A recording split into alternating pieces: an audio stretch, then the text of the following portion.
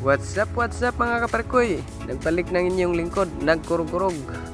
Surfacing gihapon dito itong adventure karon mga parkoy. Diri sa Suba sa Lubok.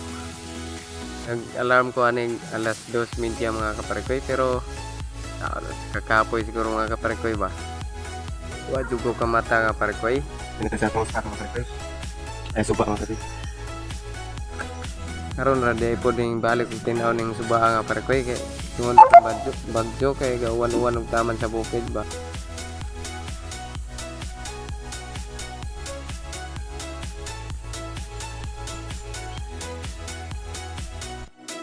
Balik nga ako parkoy kay matay kang drive nga kamera mga parkoy. Cellphone sa karon.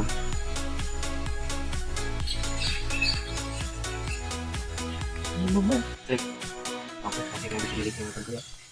Pero. Dahil na bro.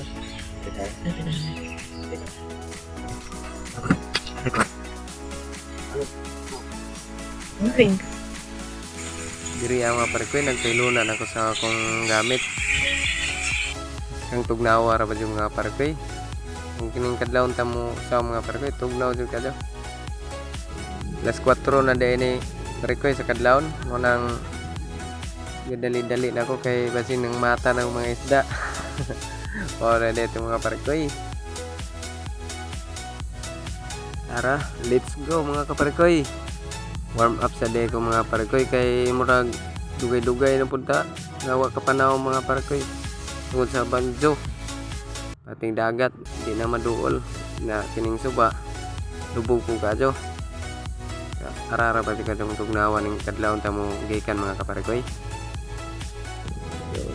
So let's go.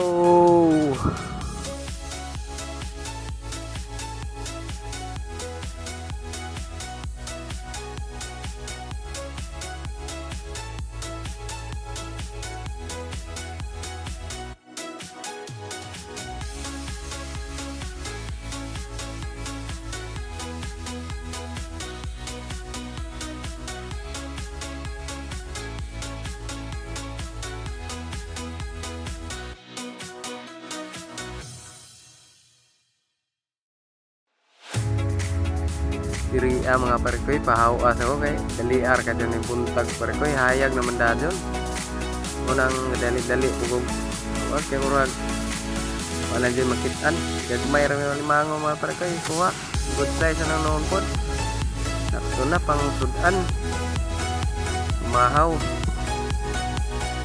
shout out day kay Arjik mahutang misayo din taon sa bay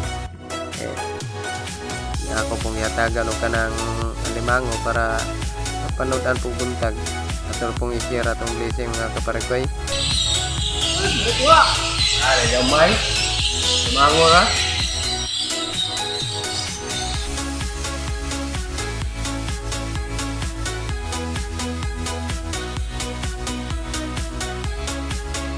Diri ang mga parkoy kaabot ako sa bahay mga parkoy.